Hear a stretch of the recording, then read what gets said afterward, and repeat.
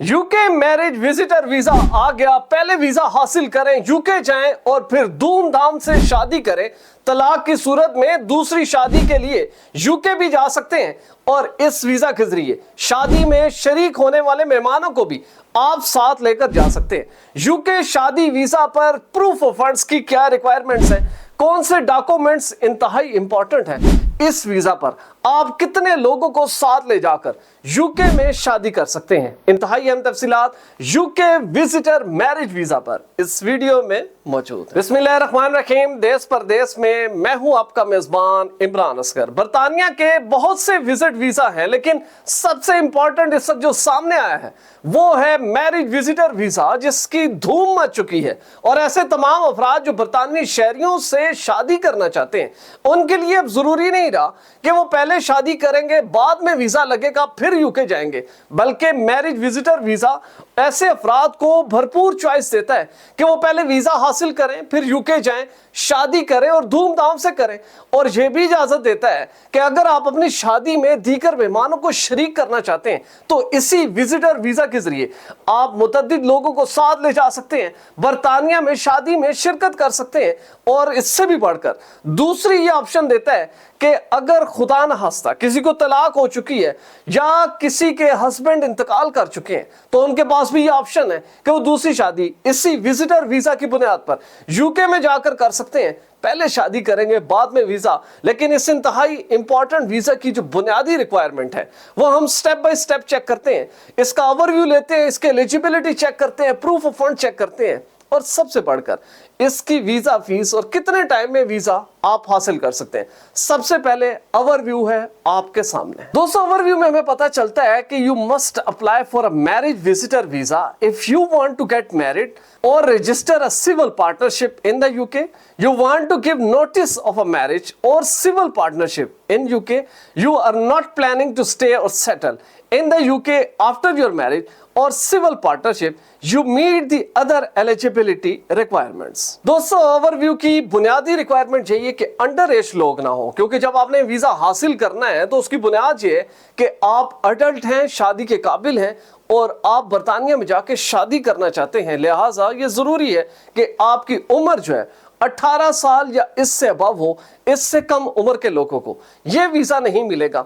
दूसरी जो बुनियादी रिक्वायरमेंट है वो सबसे इंपॉर्टेंट ये है कि आपने यूके में जाके शादी करनी है या सिविल पार्टनरशिप को रजिस्टर करवाना है। ये दोनों बुनियादों पर आपको मिल सकता है। प्लस ये कि आपने सिविल पार्टनरशिप नोटिस भी अगर जारी करना है तो उसकी बुनियाद पर भी ये वीजा आपको मिल सकता है। एलिजिबिलिटी रिक्वायरमेंट क्या है वो है आपके सामने। दोस्तों, एलिजिबिलिटी में है you must prove that you are 18 और अवर, you are free to give notice of marriage to marry or enter into a civil partnership in the UK within 6 months of your arrival, you are in a genuine relationship, you are visiting the UK for less than 6 months, you will leave the UK at the end of your visit, you will not live in the UK for extended periods through frequent or successive visits or make the UK your main home, you are able to support yourself during your trip or have funding from someone else to support you, you are able to pay for your return or onward journey or have funding from someone else to pay for the journey, you have proof of any other activities you want to do in the UK as followed by the visitor rules। Eligibility requirement में सबसे important ये है कि आप civil partnership या शादी के लिए जब बरतानिया में जा रहे हैं तो आपके पास ऐसे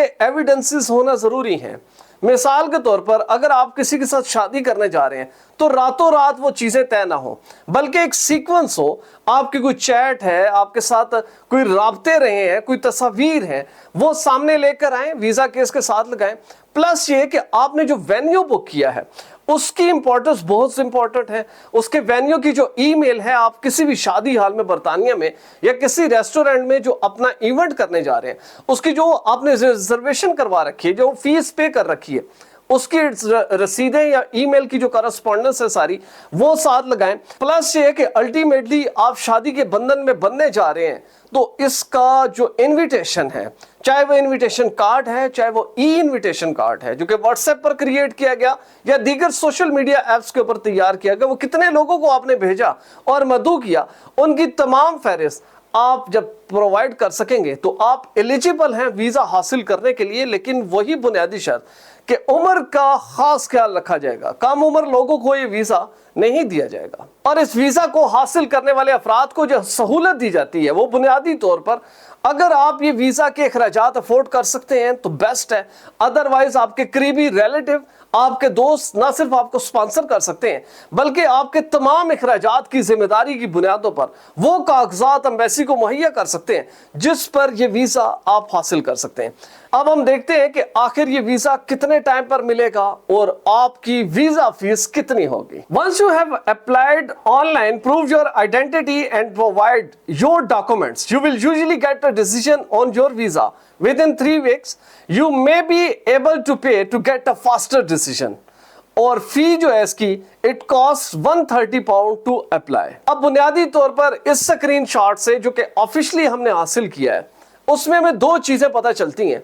एक तो ये कि आपने जब ये वीजा अप्लाई कर दिया तो इसका जो टाइम जो रिप्लाई का है कि ये वीजा आपको कितने टाइम में मिलेगा वो सिर्फ 3 वीक्स है। प्लस ये है कि पर पर्सन इसकी जो फी है वो तकरीबन £135 है।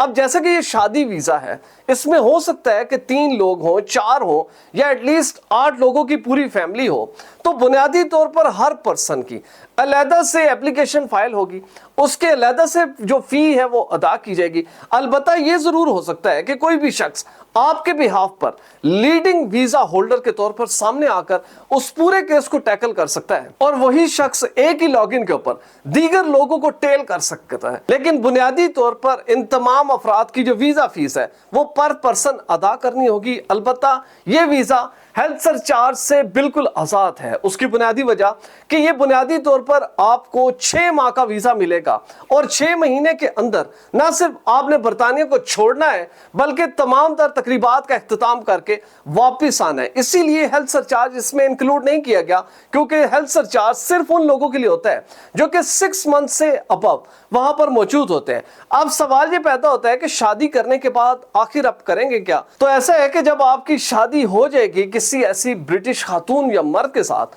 तो आप शादी करने के बाद वापस आ सकते हैं और उसी सिविल पार्टनरशिप या शादी को जिसको आपने बरतानिया में रहकर न सिर्फ एंजॉय किया है बल्कि उसको रजिस्टर करवाने के बाद उसी के कागजात के ऊपर आप दोबारा फैमिली वीजा अप्लाई करेंगे जो कि आपको स्पाउस वीजा के तौर पर दिया जाएगा और बड़ी आसानी से आपका ये वीजा 6 महीने से लेकर आप 10 साल तक का हासिल कर सकते हैं। लेकिन बुनियादी तौर पर जैसे जैसे टाइम टेन्योर आप बढ़ाएंगे ना सिर्फ हेल्थ सरचार्ज में इजाफा होगा बल्कि वीजा फीस में भी इजाफा होता जाएगा।